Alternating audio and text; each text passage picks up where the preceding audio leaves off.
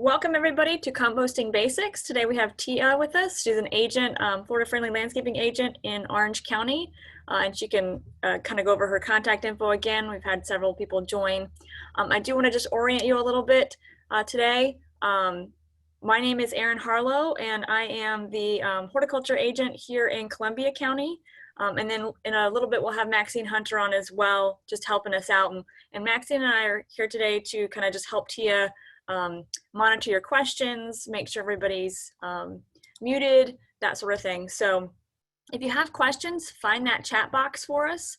Should be at the bottom of your screen or on the top of your screen, depending on which app you're using. And just write those questions in there for us so that we can get those answered. And we'll do those at the end unless there's something really, if you pause and want to take questions in the middle, Tia, that's fine. But otherwise, we'll hold them to the end. And if you haven't already, go ahead and put where you are located at in the chat box as well, so we have an idea of where you're joining us from. And with that, I will mute and let Tia take over.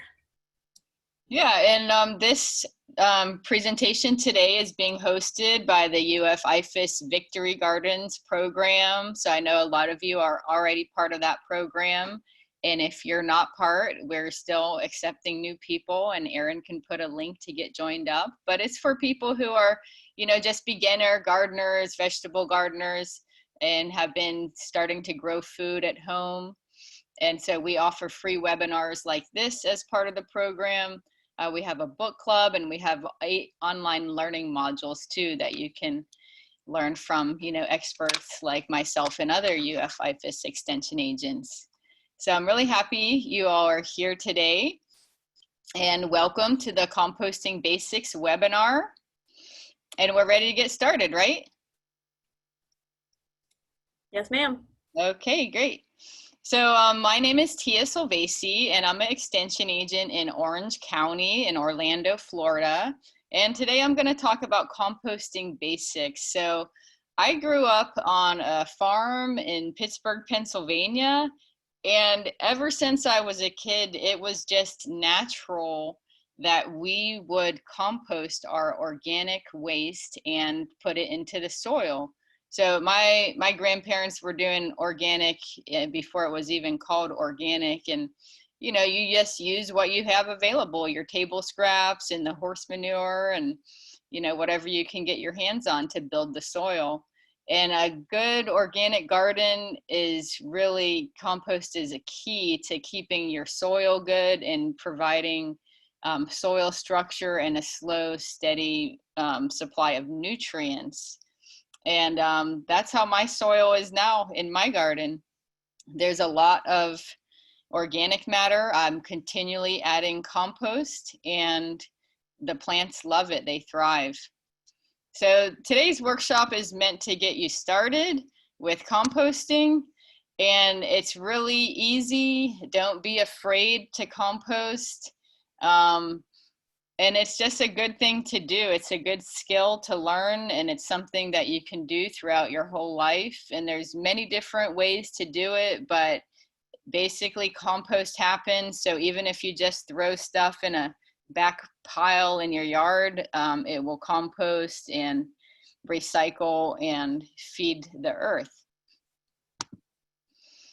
So like I said, compost happens, and you can choose how you want to manage your pile. If your goal is to have a lot of compost quickly, then you can go out and talk to restaurants and get your friends and save all their coffee grinds and food scraps. And you can even grow crops like grasses or legumes specifically to add to your compost pile. And so, that's one way to do it, is to intensely manage it and turn it often, and then you'll get a good quality compost product in a short amount of time. But you can also be a lazy composter, and that's what I do at home. I just have one pile, and I just continuously add to the pile. I don't turn it. I do use the finished compost. I just dig it out from the bottom. So I'm kind of like the low and slow kind of process. I don't turn it very actively. I just use whatever I have in my yard. And so depending on your goal and how much you want to manage it, and some people just want to compost to get rid of their food waste and prevent it from going into the landfill. Here in Orlando, Florida, we don't have anywhere else that you know, collects the food waste in just like Orange County at large. I know those people in California or Oregon, you guys are maybe a little bit more hip than we are. And you have the compost bin, you have the yard waste bin, the recycling bin, and the trash bin that they pick up on the curbside. So it will depend on your area. But if you do want to actively manage your compost and create a lot of material for your garden, then that's great too. So you can choose your goal. So just a little bit about the Florida Friendly Landscaping Program. This is a program developed by the University of Florida in partnership with the Environmental Protection Department. And we advocate these 9 principles listed here that will help people make good decisions about maintaining their landscapes. And this can also apply to your vegetable gardens. And that way we're not wasting water, we're not losing nutrients, you know, into the groundwater. And so the composting fits under principle number 7, which is to recycle yard waste. So you can recycle all of your leaves and food scraps and, you know, other stuff we'll discuss today in your compost bin. And so this will help to increase your soil fertility. It will hold water in your soil, and there will be less garbage going to the landfill. So just a little bit about waste production in the US. If you look at the pie chart here, you can see that in 2007, the food scraps and the yard waste accounted for about 25% of all the waste. So this could be recycled. We currently don't have a food waste recycling program Orange County wide. There is a little program in the city of Orlando. You can take your food scraps to a drop-off location, but this can greatly help reduce our waste in the US. So instead of taking it to the landfill, putting it in your trash, you just put it in your backyard compost pile. And that's what today's workshop is going to be about. So compost is using the natural process of decay to change organic waste into valuable humus-like material called compost. And the word humus, that refers to soil and compost, whereas hummus, you get the hummus sandwich from the Mediterranean restaurant. So that's the proper way to say it, is humus. And so compost is like a rich dark brown soil, and you can create this from just organic materials you have around your yard, like grass clippings, food scraps, and leaves. So there are so many benefits of composting, and even if you can't create all your compost yourself, you can buy it in bags or you can get it delivered by the yard. From your local landscape supply company. Composting improves soil structure. So it helps to retain water in the soil. The organic particles help to cling the water to it. It also increases air or aeration within the soil, and it reduces erosion potential because the organic matter will help the soil cling together and not be sloughed off during heavy rainfalls. So other benefits include it reduces food waste that goes into the landfill, and it stimulates beneficial soil microorganisms, which we'll talk about here in just a minute. More benefits of composting. You can save on your gardening bills. Instead of hauling away your yard waste, you can keep it on site. And then you won't have to buy as much fertilizer or soil amendment, compost, mulch. And it will also help reduce your water use because of the increased soil moisture holding capacity. And it's free. You can just do it. Anybody can do it in their backyard. So again, composting is speeding up the natural decay process. Think about a forest and how the leaves fall from the trees and they all lay on the forest floor, and then with help of microbes and macroorganisms, that organic matter is decayed and then the trees take it up, and it's just a continual process. So we're doing the same thing, but by managing it more intensely, we can speed up the process in our compost pile.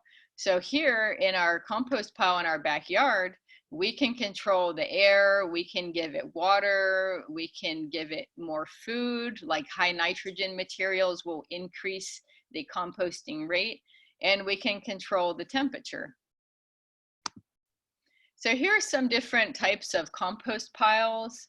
And this photo from the left is from John Jevons' book, How to Grow More Vegetables. And you can see there's like a wire mesh pile. It can be an open pile type. You can build it out of pallets. You can also just use a wood box, or you can purchase a bin. So there's many ways to do it. And a lot of people just choose to have one pile, but you could also have a 3-bin system where the bin number 1 on the left is where you're adding materials to the compost, and then you turn it into bin number 2 in the middle where it's just composting and you just leave it alone to do its thing and heat up and cool down. And then you turn it one more time, and bin 3 will be where you let the compost cure and then it's ready for use in your garden. So in Florida, we have warm temperatures, and this whole process can be done, from 3 to 6 months. And in cooler climates, it might take a longer time. But this 3-bin system is ideal for people with large gardens, or if you have just space to do it. But most people in more urban environmental areas, they'll maybe just choose to have 1 bin. So especially if you're an urban area, you might want to choose a purchased compost bin like this Earth Machine bin. And this is something that the city of Orlando and the city of Winter Park here in Florida, they give these out free to their residents. And so these are good for urban areas because they contain the compost. They have a twist locking lid so that raccoons and rats and stuff can't get in there. And the door, the sliding up and down door on the bottom, that can also lock. And it has the little air vents so it can allow airflow. And some people think it's aesthetically appealing. To me, I don't really like the plastic. I just use an open an open pile type of compost. But it's all up to you. What is your preference? And you could even paint it and make it pretty and stuff. So you can buy these online or see if your city or county has a composting program where you can get one.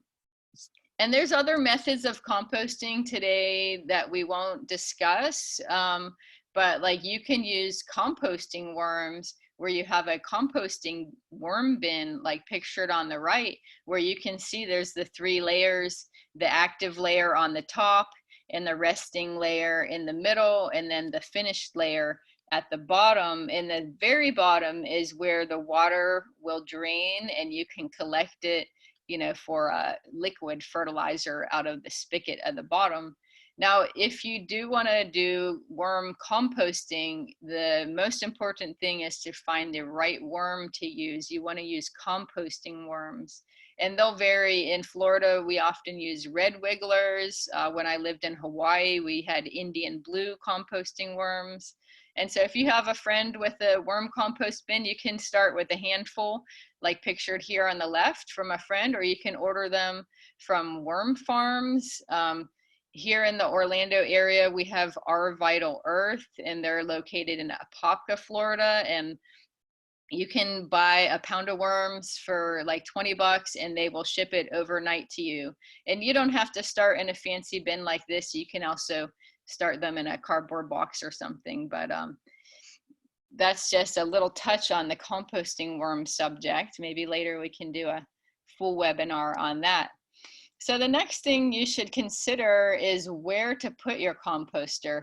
So really compost happens and you can put it anywhere, but the ideal place is a part shade, part sun area, and somewhere that you can easily access the bin. Like for me, I like to, from my kitchen, be able to throw my apple core like 30 feet and get it in the compost pile. So I like it close to the kitchen. I like it close to the garden when I'm pruning the old leaves off of my kale. Then I like to just throw those in there. And you want to be able to walk around it so you can get in there with a pitchfork and turn it or fluff it up as needed, and have it close to a water source. We get a lot of rainfall in Florida, but if it is really dry, you might want to water your compost bin. And with these purchased composter bins, you can also remove the lid when it rains and allow some water to get in there. And you want it to be wet, kind of like a damp sponge after you wring it out. So in the winter time, it might be a little on the dry side, but in the summertime where we get several inches of rain, it might be a little on the wet side. So maybe you don't want to leave the lid off all the time, and just help to monitor the moisture level of the compost bin. So some more things about locating the composter is you want an area with good drainage, and there will be some nutrients leaching from the compost. So don't place it right next to your well, and place it near your garden where the finished compost will be used. And then depending on what kind of neighborhood you live in, you want to be a good neighbor and keep your compost area attractive. You want to keep it maintained. When people complain about rats, they usually more have like a brush pile or something that they never turn or touch. But as long as you're poking around in your compost bins, you shouldn't have much problems with rats living in there because they don't like the constant movement. And also, if you live in a homeowner association, be sure to follow their covenants and restrictions. They might ask that you have your composter placed in the backyard or something else specific. So moving on to what is compost. So compost just looks like dark brown, crumbly soil. And it's sometimes confused with soil, but it's actually compost.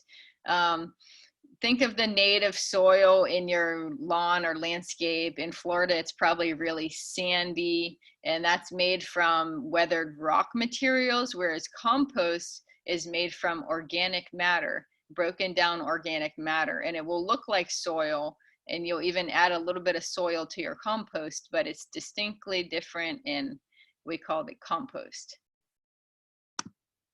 So what do you need to make compost? Well, there's a really complex soil food web going on here that we don't even see very much of it with our naked eye.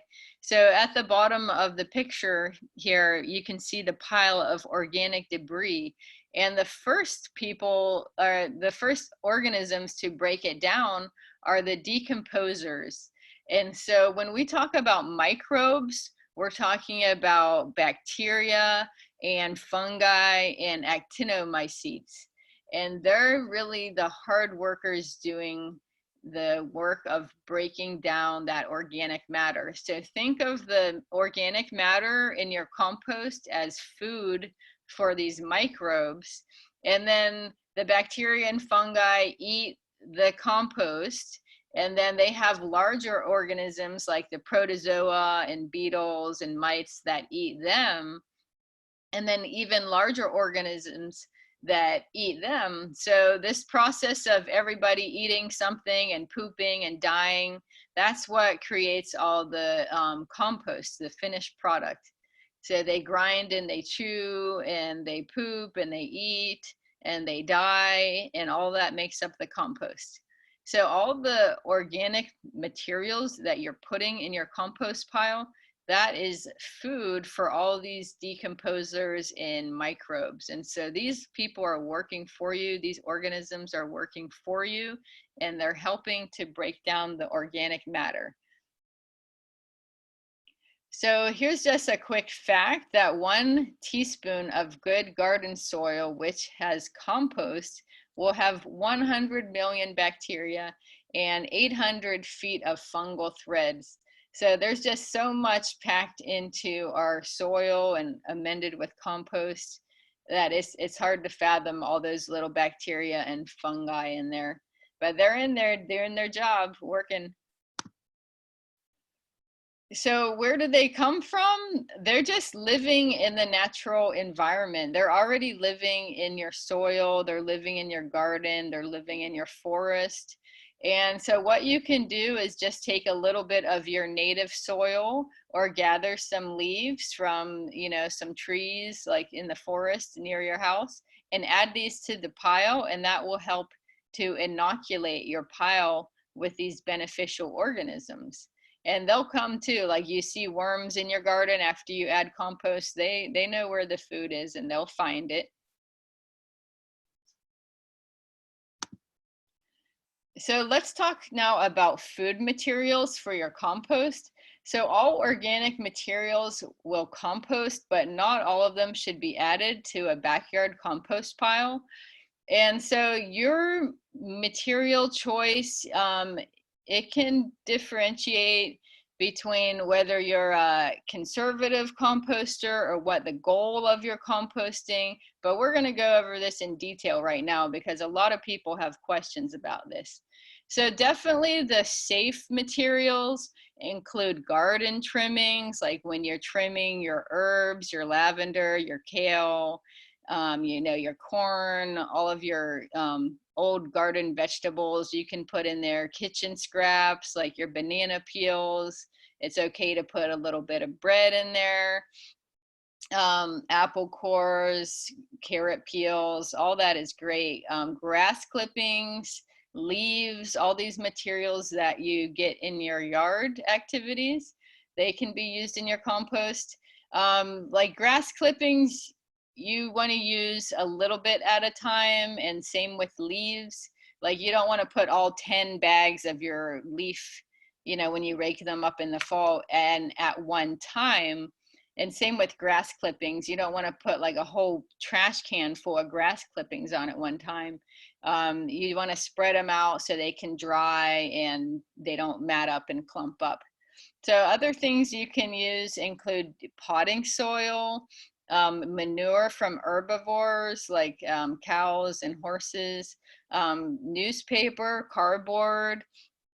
So think about the source of the materials. Where did it come from? Like newspaper came from a tree, and trees are organic and they're biodegradable, so you can put them in your compost. The newspaper, it can dry up or blow away, so it's better not to have that on the top layer. Maybe cover that with some grass clippings, garden trimmings, or leaves so it doesn't blow away. And as you compost more, you'll learn more about how to best do your compost. So let's talk about some materials. What about citrus? So people often ask, well, I've heard not to put citrus in my compost pile. So if you own like a commercial orange grove and you have a ton of citrus, then it will make your pile more acidic. And so that can be, throw off the pH of your pile a little bit. But if you just eat one orange a day, or you have some lemon in your tea, that's not going to negatively affect the pile or change the pH. And what you can do is chop it up to make it break down faster. And so just don't have a whole pile of oranges in your pile. Like, just a little bit is fine. Eggshells, a lot of people ask about eggshells. So eggshells are a good source of calcium. Some people say not to compost them because they decompose slowly. They may also attract vermin. So the best practice is to rinse them out so they don't have any eggy stuff in them, and that will make sure that you don't attract things. And there is a slight risk of salmonella bacteria, which is also reduced by washing them.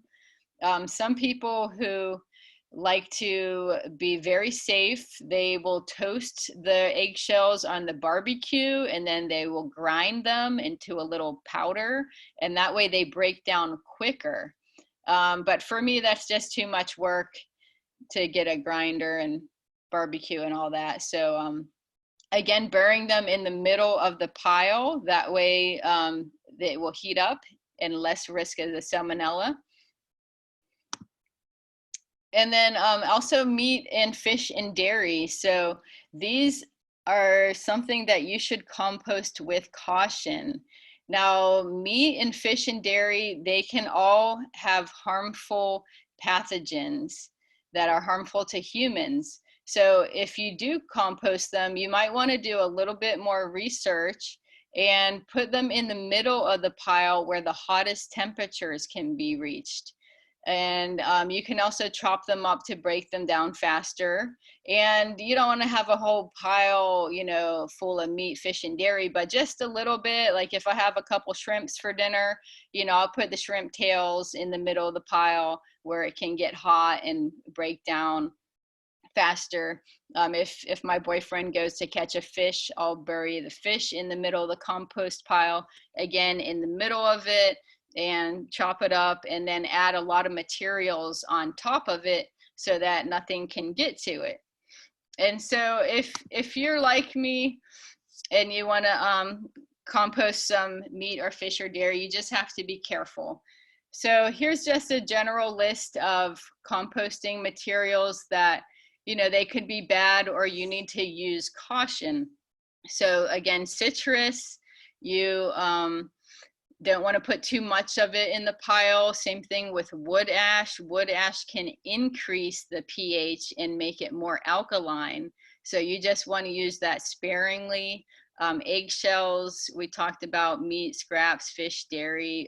Fats and oils, they don't generally have any pathogens, but they can just smother those microbes. So if you just have a little salad dressing on your lettuce, that's not a big problem, but you don't want to dump all the grease from your turkey fry at Thanksgiving into your compost pile. It's better to take that to a grease recycling, you know, in your county or city, or put it in a container and throw it in the trash.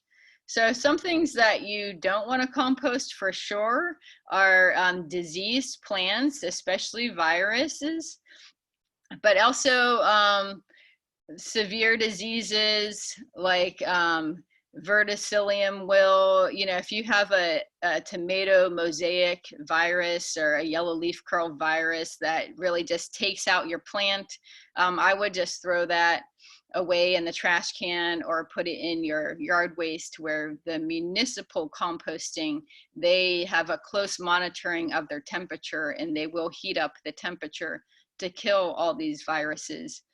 And so these can be killed, but it just takes a certain temperature at a certain duration of time. Another thing that you don't want to compost is noxious weeds or noxious weed seeds. In my yard, I have a Wedelia, I have Kogan grass, I have some philodendron vine, and I just put all of these in the yard waste that goes to the municipal composting site, because my home compost won't get hot enough to kill those, and I don't want to propagate them and spread them all over my yard again, taking a risk of putting them into my compost pile.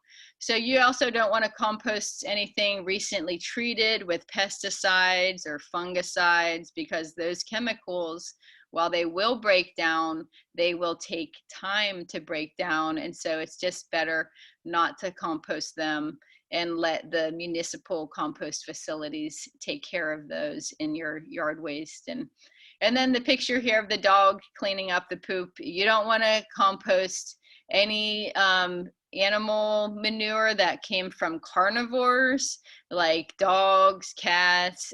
Pig manure is not safe because it has a lot of the potential harmful pathogens for humans. So just a little bit more on pathogens. So it's just a generalized picture here on the right. The safety zone will be achieved at a certain amount of time for a certain amount of temperature. And kind of the magic number for a lot of the research out there says that most pathogens are destroyed at a temperature of 140 degrees Fahrenheit for 3 days. So that means your compost pile needs to stay at 140 degrees, like the center of it where you might have some meat or something, for 3 days. Now, if you had it a little bit cooler, then it would take longer, like maybe 1 week or 1 month or even a year. But this is only for most pathogens. So some pathogens can live longer. Some of them, it takes them 21 days to be destroyed. And so this is why you have to be cautious when you're going to compost any type of meat or fish or dairy. And so I just wanted you to have this information, and you can look at these studies if you want to learn more. I found them on Google Scholar. So that's just something to be aware of. So let's get into the greens and the browns and composting. So the carbon-rich organic materials are referred to as browns, and the nitrogen-rich materials are known as greens. And you might hear this optimum ratio of 30:1 carbon to nitrogen, and that's what we're aiming for, but most people aren't going to get out there and measure exactly the carbon to nitrogen ratio. But think of it like a sandwich where you have the bread on the bottom, that's the brown, and then you have, you know, the meat in the middle, that's the green, and then another layer of bread or brown on the top. And so you kind of want to sandwich in the greens and just continually layer them so you have a happy compost balanced diet, you can say. It's kind of like cooking in the kitchen. So let's talk about browns. So browns include high carbon materials such as leaves, straw, paper, animal bedding, and you can see in the parentheses the carbon to nitrogen ratio. So they vary depending on what kind of leaves they are. And so, for example, leaves 30:80:1, you know, 30 might be like fresh green leaves from a maple tree, whereas the 80:1 might be like dried leaves from an oak tree, you know, something with more waxy coating or something harder to break down. But you can just generalize from browns and greens. So some examples of greens are like vegetable scraps, coffee grounds, grass clippings, and also manure. And these materials are all high in nitrogen, and they break down quickly. So you want to let these green materials be covered up by the brown materials, and then you'll have the ideal kind of composting recipe. So just to review again, browns decay very slowly, and they help to keep the pile aerated. And you might get a lot of browns accumulate in the fall when we have leaf drop. And the browns can also tie up the nitrogen from the decomposing process if they're not fully composted. So keep them in the compost pile. And you may need to stockpile some browns until they can be mixed with greens. So if you have 10 bags of leaves that you collect in October, then you might want to just put 1 bag in your compost and then just keep the other 9 bags, you know, for the subsequent months when you're not going to have any leaves. Hold on to them. Whereas the greens, these decay rapidly. Think about a banana peel. It's going to decompose rapidly, and it has poor aeration. If you have too much greens altogether, apples and bananas, it might stink and get kind of nasty. So these tend to accumulate in the spring, in the summer, when we have flush growth of new growth, a lot of green stuff growing, and they're high in nitrogen. So they help to supply nitrogen for the composting process. So nitrogen helps to drive the composting process because it's the food for the microorganisms. And the greens are best composted if they're mixed with the browns. So they kind of go hand in hand. And just like making a peanut butter and jelly sandwich, you'll get the hang of, how much to put on. So here's some other considerations. How about turning the pile? And you can have a lot of opinions about this. If you want to have your compost be ready very fast, then you want to turn it more often, like once a week. If you don't care how long it takes, then you never have to turn your compost, or somewhere in between there. Some people like the 3-bin method, you kind of turn your compost 3 times into each of the bins. So when you turn the pile, you can rebuild a pile next to the old pile and just basically transfer it and mix it around so that the old stuff on the top becomes the new bottom and the old stuff on the outside now becomes the inside. And this will help all the materials break down more evenly, so you have a uniform finished product. And also when you're mixing or turning the pile like this, add water as you turn, and add water to every 8-inch layer. So just like the picture says, moisten every 8-inch layer. So aerobic compost is what we're talking about here. And you can see the compost thermometer on the top. So we want air in our compost and we want it to heat up. You'll hear thermophilic composting. That's what we're doing. So we're using aerobic decomposers and they are producing heat. And so we want it in the active zone, which is, it never gets below 55 here in Florida for our compost, but generally 80 degrees to 160 degrees. And if you have a compost thermometer, you don't need one, but it could be fun to, watch how hot your compost is getting, especially if you want to compost some of those materials that I mentioned, to use caution. So here's some tools that you could use to make turning the pile easier. And I mentioned you can turn your compost once a week if you want to have it break down faster, but you don't need to. You could stick with once a week or don't turn at all. And I just recommend using a pitchfork. I find that's the best, just a plain old pitchfork that I can also use for mulch and stuff. But if you want to buy one of the tools to the right, the green one with the spiral part, or the other one you kind of stick down in there and turn it, you can, but I don't think they're really that helpful or necessary. I just like a standard pitchfork. And then water. So we want to keep the compost pile wet. Think about when you're growing your plants, you don't want them saturated wet, but you don't want them bone dry either. So we want the same for our compost pile. The water content should be 40 to 60%, and it should feel kind of like a squeezed out sponge, not like dripping water, but just moist.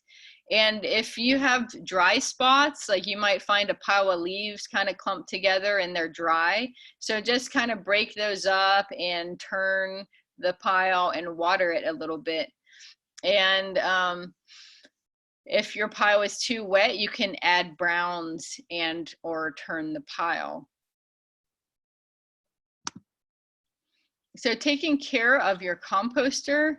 So if you want to achieve the most rapid composting, you want to be adding mixed browns and greens. You want to be regularly turning like once a week and keep monitoring the water content.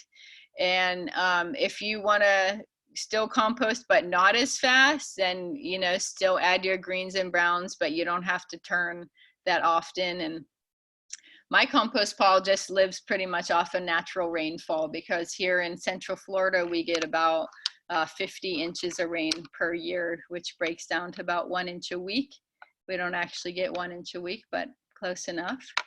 So you know when the compost is done when it no longer like heats up really hot, and then you can let it cure or just stand without mixing for about 1 month before using the compost. And that just gives everything a chance to rest and finish decomposing, and then you'll be ready to use the compost. So compost is finished when the color is dark brown and it looks like soil. It's very crumbly and loose, and it should just have an earthy smell. The main thing is that there's no recognizable content. You're not seeing leaves in there. You're not seeing banana peels in there. It just looks like compost, looks like soil. And be aware that the compost will shrink in size. So say you have one of these composting bins and you fill it all the way up, the finished compost is only going to be about 1/3 size of the original volume. And to use the finished compost, I usually put it directly into my vegetable garden and mix it in. I put it around my fruit trees, and then I add a layer of mulch to that. You can use it as a soil amendment and add it to any planting bed or landscape bed or vegetable garden. And it does have some nutrient value, but it's not really considered a fertilizer. So if you are growing something like tomato that is a heavy feeder, you can mix in some additional fertilizer to help feed those plants. And then you can also use it as a mulch. Sometimes I don't wait for my compost to be all finished if I'm just like using it on my bananas or something that can take kind of chunky compost. And the compost will really help your garden grow. You will see a difference. So just a couple last slides about troubleshooting. So a lot of people say, oh, well, my compost kind of smells bad. That's not a good thing. Your compost should never smell bad. If it does, that means maybe you have too much green or nitrogen materials. And so what you can do is add more brown materials, make sure all the kitchen scraps are thoroughly covered, and turn the pile and maybe like water it in too. So usually the solution is to turn the pile and add more brown materials. So if you have a low pile temperature, that's not necessarily a bad thing, but your compost will just take longer to decompose. So if you have kind of an inactive pile, you don't like turn it all the time, even if you add new stuff to it, it probably will be between 80 and 100 degrees, and that's fine. Maybe your pile is just small and you're not trying to actively, add a bunch of stuff to heat it up. But what you can do to increase the pile temperature is to make the pile bigger, like add more materials to the pile. You can insulate the sides and pack it together a little bit more, add water, turning the pile, or adding more greens or manure or nitrogen materials. And if the pile temperature is too high, like if it's going over 160 degrees Fahrenheit, then maybe your pile is too large and there's not enough airflow. So the airflow will cool down the pile. So you can spread the pile out a little bit and turn the pile, and that will help to cool the pile down and of course water it. A couple more troubleshooting tips. If you have raccoons or rats or insects that are being a nuisance in your compost pile, then maybe reduce if you're putting any type of meat or eggshells or fatty food waste or even bread. Sometimes they'll go after bread or pasta. So remove those types of foods, or you can add more brown materials like leaves or newspaper. And of course, turn the pile, water it, give it a nice layer of browns on the top. And if you really have a continuing problem with the pests, you might want to consider purchasing one of the composters with the locking lid. That way the raccoons can't take the lid off. So that concludes my presentation today. I thank you all for joining us for Composting Basics. And Erin, I sent you a survey if you could share that in the link. And I'll be happy to take any questions. Again, my email address is tsilvasy@ufl.edu. And you can visit my Facebook, which is Garden Florida at UF IFAS Orange County Extension. Thank you. Thank you, Tia. I did add that survey to the chat box, so please go ahead and open it. We've learned that if you, it'll go away once we close the meeting. So go ahead and click on that for us and have that to the side. We do have some questions that came in, and there was a lot of great discussion in the chat box.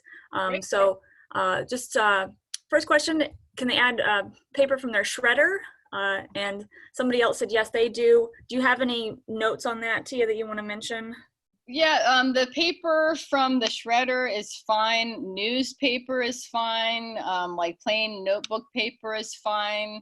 And even back in the 80s, we went to using soy-based ink. But what you want to be careful for is glossy paper with heavily, coated in inks, because that might contain some things that you don't want in your pile.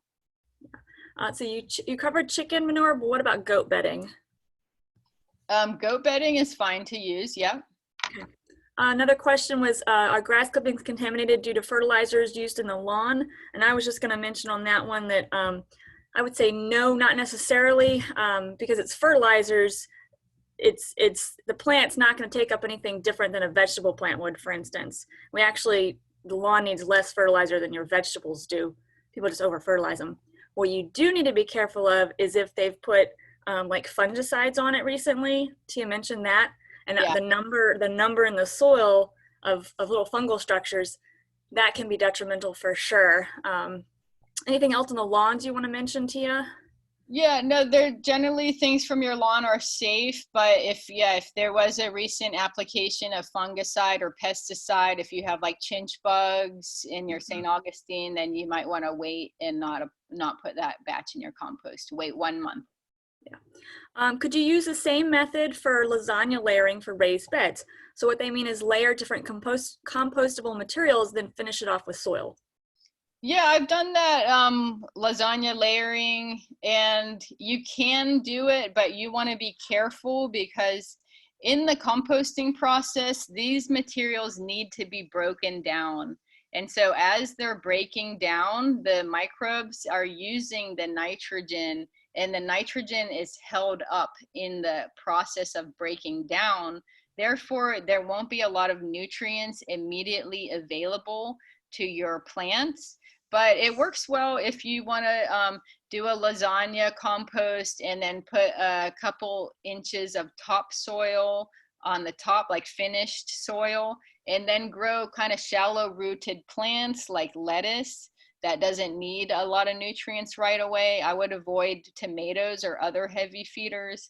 Or the other option is to plant something like really tough and hardy, like a banana that doesn't mind the whole compost pile going around underneath it. So I hope that answered the question. Okay. Somebody uses the microwave instead of their barbecue to speed up the to do their eggshells, and then they grind them. Somebody asked if that sped up the breakdown. I don't know if anybody knows the answer to that question. It would certainly help reduce the risk for things like salmonella that she was talking about. Yeah, I've never heard of the microwave method, but eggshells, the risk of salmonella is pretty low, and salmonella is generally fairly easy to kill as far as the time temperature factor. So I don't have specific advice on that, but washing the eggshells and putting them into the middle of your pile, and I think the toasting them is to kind of get rid of the salmonella. So I think the microwave would work too, but I'm not sure. Somebody wanted to know where they could get inexpensive straw around Central Florida. They may want to check with their farm centers.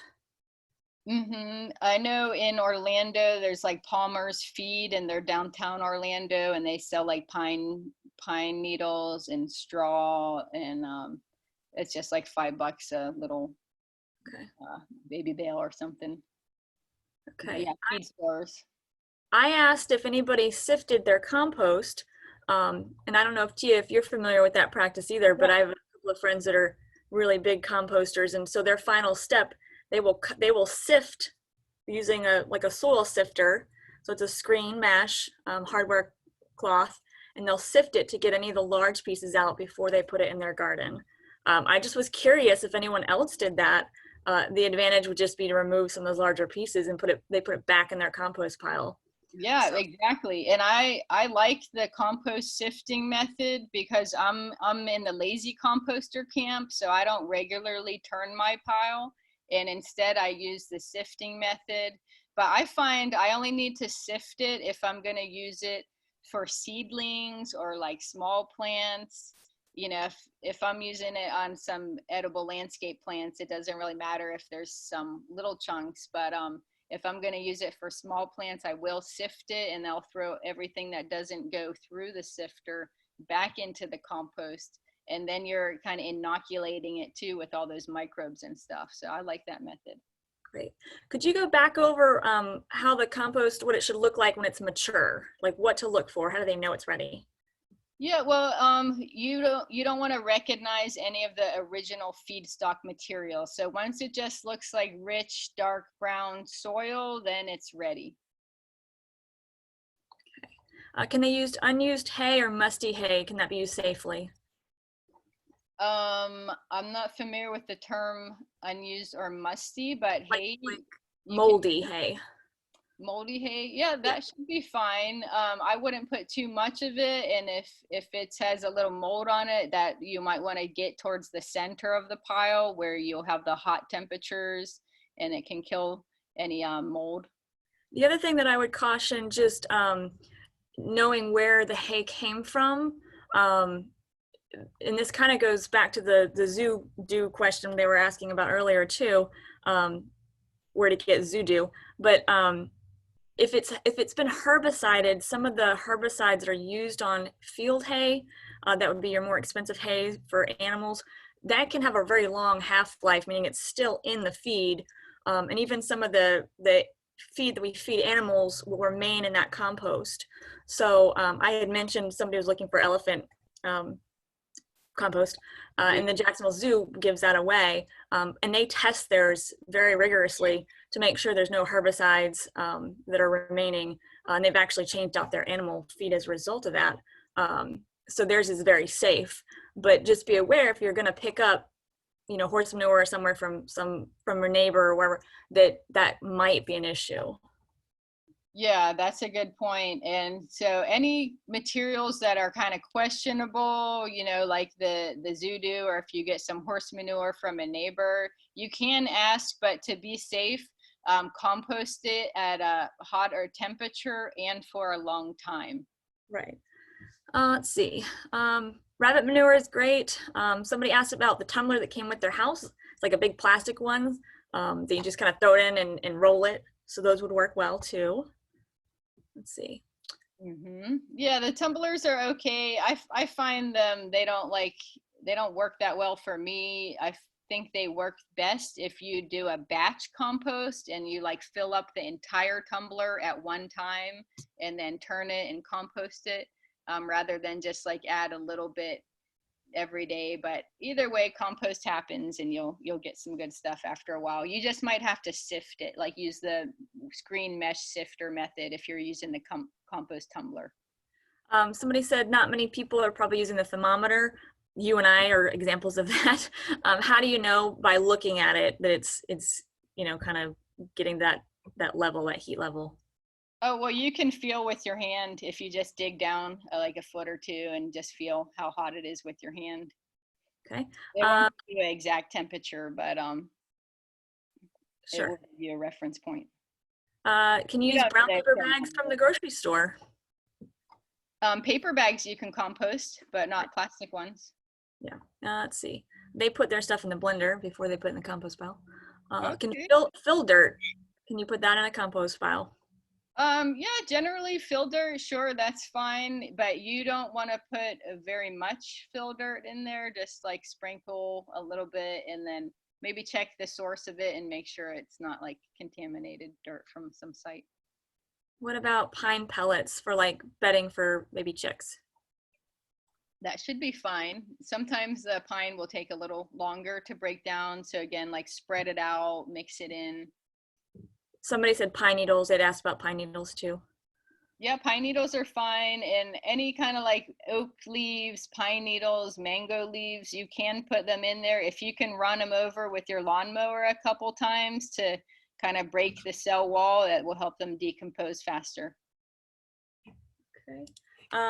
Yes, we will be sending out a copy of this, and you can also watch it there. Okay. Yeah, Let me YouTube. put that to everyone. There we go. Okay. Let's see. Somebody inherited a stationary composter with the house. It doesn't have a bottom trap door, so it opens at the bottom but has a lid. Will that work, or do they need a new one? Yeah, that's fine. If it doesn't have a bottom door, that just makes getting the compost out easier. But what you can do is like the turning method where you just lift the whole composter up and move it over a couple feet and then take the compost and put it into the new bin, and then the little pile that you have left underneath that is like more like finished compost, then you can save that and use that as your cured compost while you're doing your new bin. Okay. And then we've got, somebody said they would love a worm composting webinar, so like vermiculture. So that's great. We appreciate the feedback. We've got next week is nutrient deficiencies, I believe with Bob Hockmuth again. And then we don't have anything scheduled after that. So if you guys have ideas of what you want to see, or if you want us to keep going, let us know and get those scheduled. Yeah, and I like the worm composting because that's where I put in all my paper scraps, like my shredded newspaper. I prefer to put that in the worm bin because it has a little higher moisture level and it has a lid so that stuff doesn't fly away. And then, you know, the worms like their own special, like raw vegan diet. Don't put like meat and stuff in there, only fruit and vegetable scraps for the most part. Okay, I think that was the last question, Tia. So if anybody has, if we've got some comments coming in for some ideas, so that's good. Oh, good. Yeah, let us know what other kind of workshops you would like to see or information we can provide for you. And join our Victory Garden program if you're not a member already. And please don't forget to do my quick survey. Yeah, I just put the link for the Victory Gardens back on there, and then I'm going to put your survey link back on there. Very good. There we go. Okay. Yeah, thank you all for joining us. Are there any more questions? Let's see. So some comments on programs, winter gardens, especially cold temps. How cold temps are we talking? Do we need to call a friend from up north? Winter or rainy winter? Yeah, is this like Florida winter or up north winter? North, okay. Uh-huh. Maybe we can call some out-of-state colleagues. Right. Well, I know like extending the season with putting up little greenhouses or what do they call that, cold frame stuff. Right, right. Okay. I think that's it. If anybody else has anything. Yeah, well, you guys are welcome to email me, tsilvasy@ufl.edu. And as Erin said, we'll put the recording up on the YouTube channel once we get it done. We do have a question, Tia, that somebody had asked, just last one. When it's finished and stabilized, how can you store it for later use? Okay, that's a good question.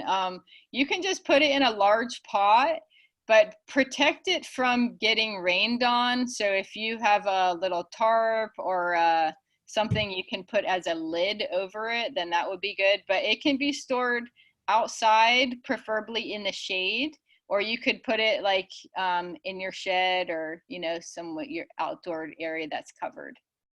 Perfect. Thank you. Yeah, thank you for having me today. We're getting some really good ideas, so. Okay. All right. Thanks, everybody. Okay, see you next time.